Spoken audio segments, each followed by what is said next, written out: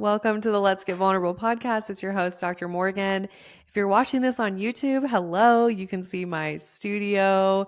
You can see I'm in a tank top. It is like springtime weather here. Today, it's in the 60s. I'm super happy and the sun is out. And I get to talk to you all about one of my favorite topics, which is an anxious attachment style. And we're going to go into detail what are some of the signs of anxious attachment. Now, I want to set the record straight. Anxious attachment is different from generalized anxiety disorder and anxiety.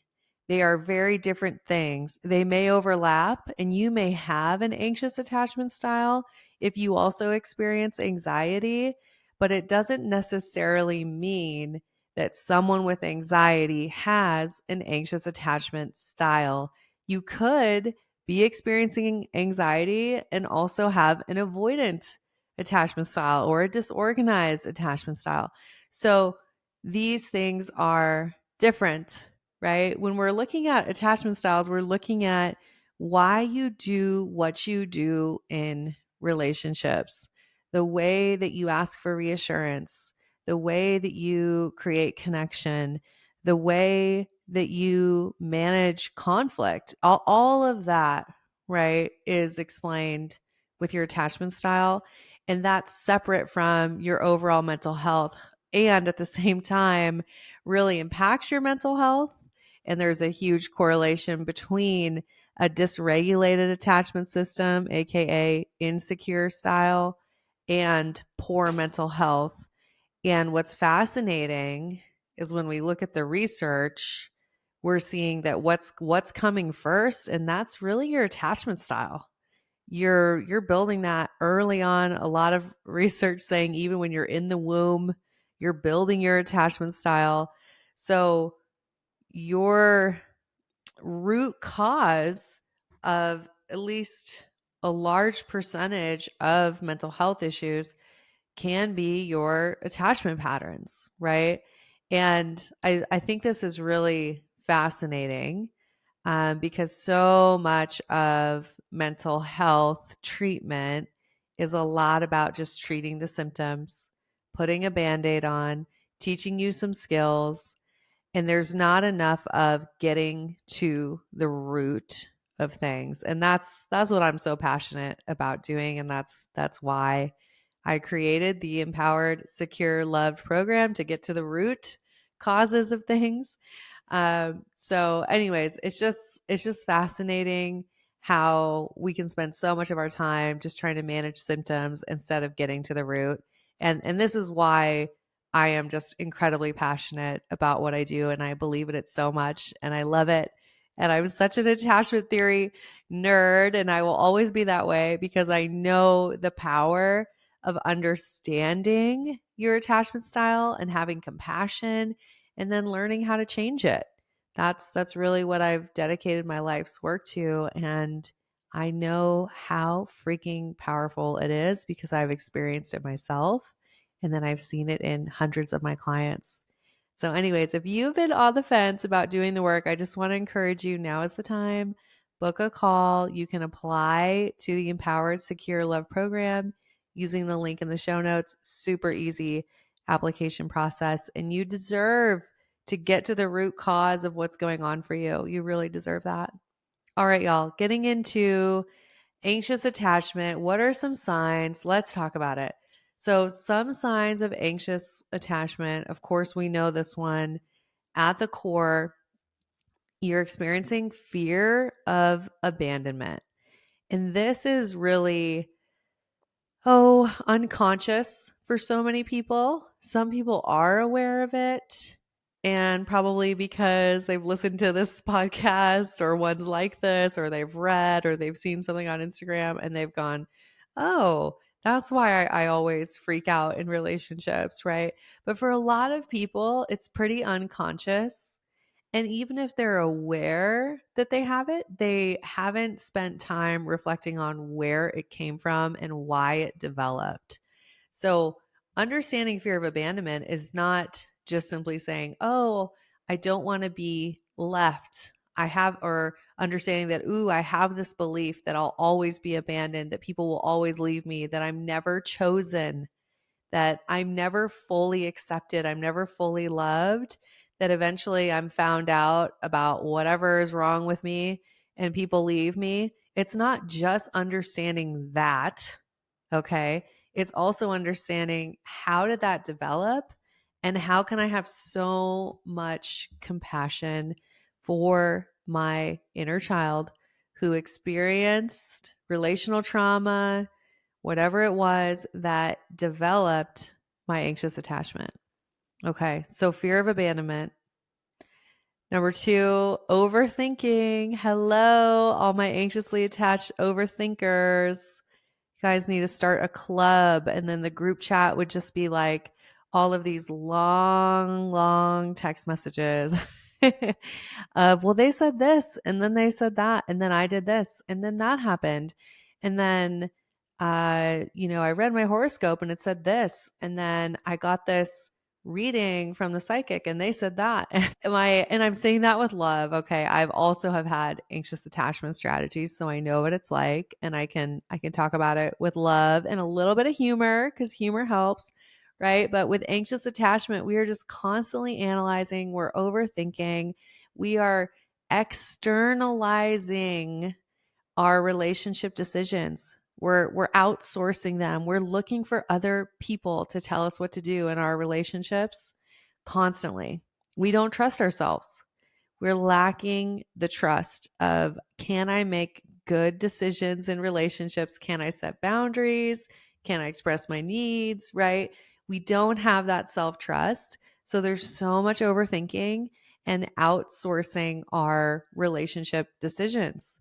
This is those girl groups where they get together and all they talk about are their relationships, and they're analyzing and they're nitpicking, and they're saying, well, he took 7 hours to get back to you, so clearly he's not into you.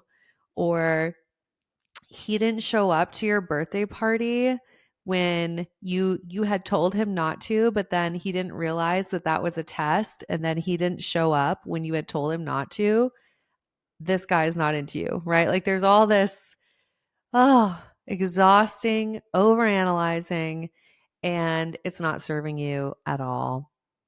All right, the next thing, this one's huge, is with anxious attachment, you're constantly seeking reassurance. You want to be told, this relationship's great. I feel good in this relationship. I see this going the distance. Somebody with anxious attachment, their dream would be their partner coming to them 3 to 6 months in advance and planning out a beautiful trip to their favorite destination. And they're saying, I just can't wait to do this with you. It's going to be so exciting. And then every single week up until the trip, you would be having check-ins and you'd be confirming and you'd be planning together.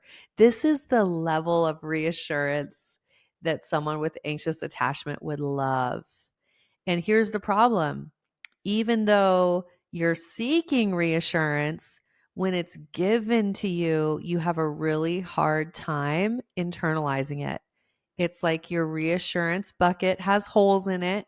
No matter how much you receive, it's not able to stick. You're not able to internalize it, right? So then you're constantly seeking for that next dopamine hit, that next piece of reassurance. And you might feel better for a day, you might feel better for a couple hours, but then you're needing the reassurance again. And this is that brain pattern of being on high alert for signs of abandonment, right? It's a deep fear. So your brain's constantly looking out for it. So you're going to notice all the things that maybe point to abandonment, because that's what your brain believes to be true about relationships. And it's so much harder for you to notice the positives. So someone with anxious attachment style, they're not going to necessarily internalize, oh, this person has said they've enjoyed getting to know me. They seem at ease on our dates.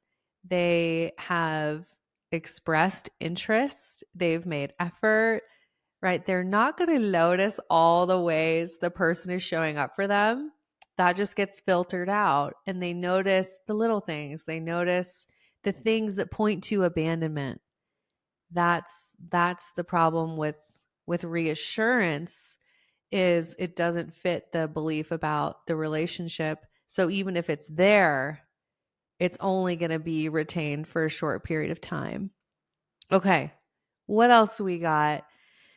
Anxious attachment tend to idealize their relationships. So this is where you're putting somebody on a pedestal.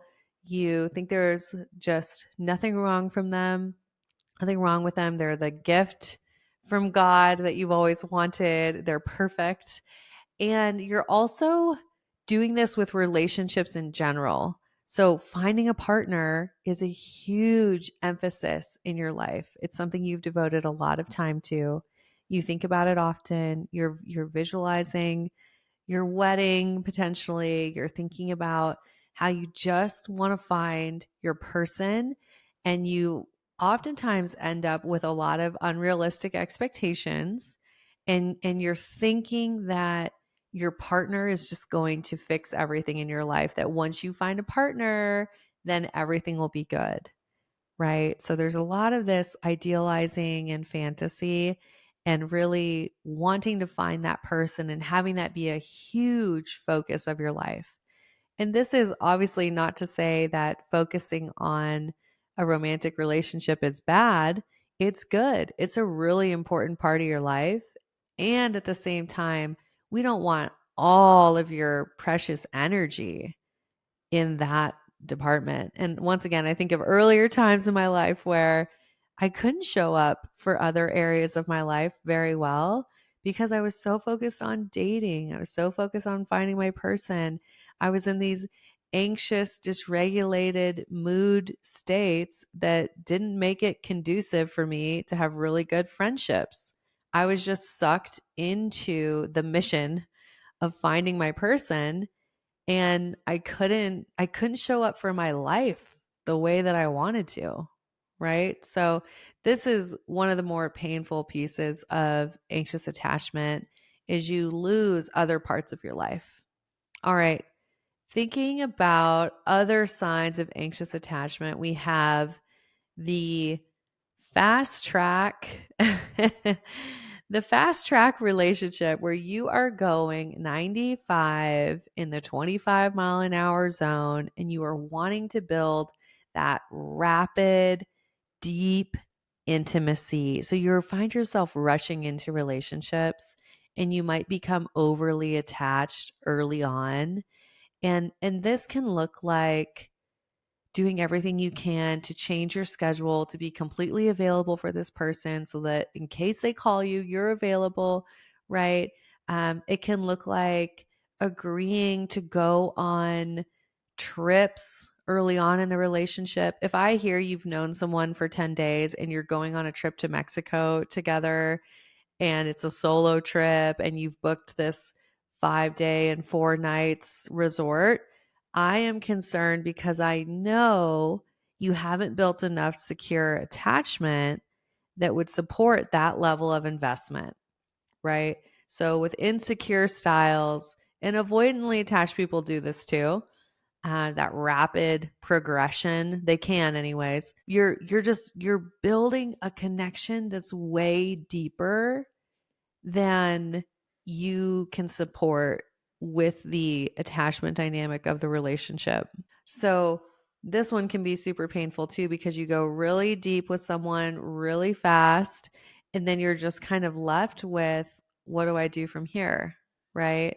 If the person starts pulling away, which is the anxiously attached person's nightmare, and usually anxiously attached people are also HSPs, highly sensitive people. There's a huge overlap. And you're people who can really sense things. You're on alert. So you can feel it emotionally, energetically when someone starts pulling away, right? And even that can just cause you so much anxiety. And it's this part of your brain, your attachment system, is hijacking the logical part of your brain, and you're just on this alert, fear of abandonment, right? So I think it's just so important that you're here, that you're listening to this episode, that you're learning about all these signs. It's really important. And then once again, I want you to know you can always change your attachment style. You can always become more secure. And I actually want to help you with that today. I'm going to give you a little bonus help. I want to do a self-compassion meditation that's going to help you with becoming more securely attached. So we're going to move into that right now. What would I do if I was in an anxiously attached spiral? I'm going to help you with it and we'll do it together. I am back. Okay, we are jumping into a mindfulness self-compassion meditation that's going to specifically help us with moving to secure attachment, calming our nervous system if we're noticing that we're in an anxious attachment spiral. So, I got interrupted by my niece and nephew as I was about to record this. So, I'm keeping my promises. I know I said we'd do a meditation, so I'm back recording this now, and I'm going to lead you through this guided self-compassion meditation that is specifically for when you notice an anxious attachment spiral. And I want to invite you, if you're driving, you can always come back to this so that you can fully participate. Stay safe, no closing your eyes or losing focus while you're driving, okay? And then you can always come back to this at any time. You may want to bookmark this episode, keep it handy so that you can always have this tool to guide you through a meditation when you need it. All right. So the first part of this is where we're really wanting to get into our bodies a bit more. So I would invite you to roll your shoulders back, relax, and shake out anything you need to. If you notice any tension anywhere, just shake it out. And if you're able to, close your eyes. And I want you to just breathe deeply into your stomach. So you're taking really deep breaths all the way into your stomach. Most of us in our day-to-day lives, we're actually breathing in our chest, and that's our stress breathing. So it's amazing what you can do for your mind and body when you take the time to intentionally breathe deeply. So that's what we're doing here. Breathe deeply.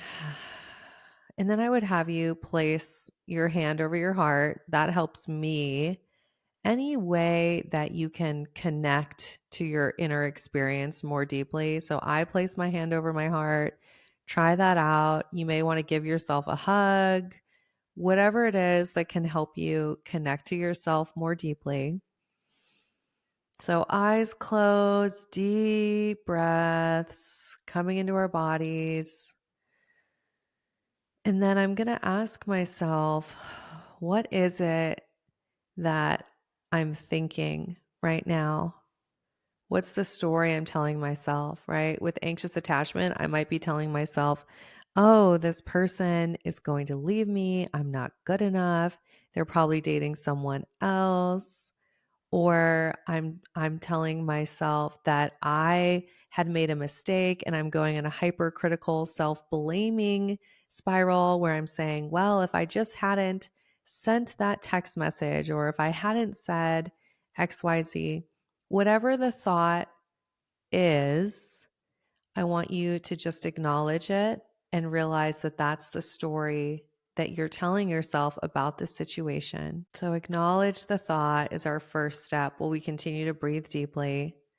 And now I want to invite you to notice, what is the emotion? What are you feeling in this moment? What is the emotion that's present for you? And allow whatever is there to be there. Is it sadness? Is it anger? Is it frustration? Is it resentment? Is it fear? Whatever is true for you, acknowledge, what is the emotion? What does it feel like? Is it in a certain location in your body? Do you feel a tightness in your chest or your shoulders super tight? Or is it showing up as lots of pain in your neck or a headache or an upset stomach? Maybe be very curious to see if there's a place in your body that you connect this emotion to. And it's okay if there's not. Simply be curious. And now that we know what the thought is, what the emotion is, maybe we've found where it is in our body, I want to invite you to imagine one of your dearest, dearest friends, one of the people you love the most in the world. Maybe it's even a child, a sibling, a close, close friend. But imagine them, get their image clear in your mind, and you can see them in front of you. And now imagine that they came to you with the exact concern, thought, feeling, with that exact concern, and they came to you and they shared how they were feeling, what their emotion was, and they shared this with you because they love you and they trust you to be there for them. And I want to ask you, what would you say to this person that you love, that you care so deeply for? How would you show up for them in this moment? What do they need to hear?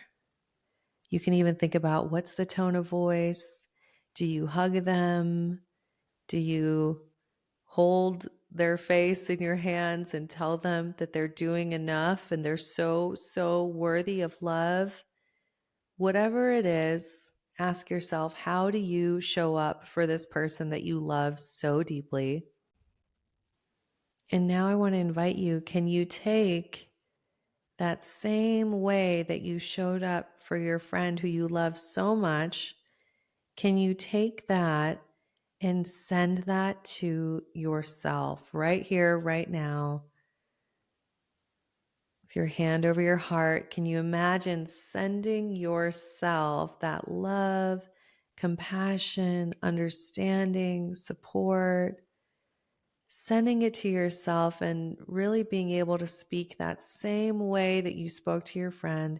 Speak that way to yourself right now. What is it that you need to hear? What is it that you need to know? Can you bring yourself back to the truth instead of being caught in the thought spirals of a dysregulated attachment system? Can you bring yourself back to what is true?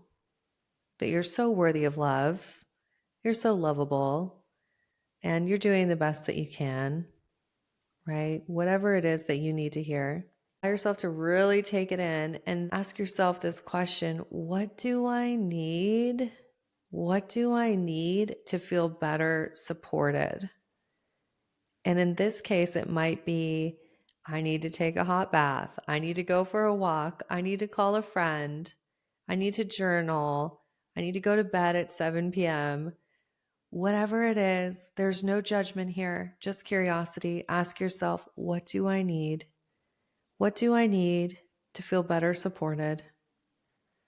Let it be whatever it is. Sometimes it might surprise you. Invite you to say, what does it look like to show up as my securely attached self? What would it look like for me to show up securely attached? So for you, that might mean that you pause, that you take care of yourself before responding. It might mean that you don't respond and that you're not reciprocating energy that's not there, right? Maybe it means that you do respond and you share how something made you feel and you express what it is that you need.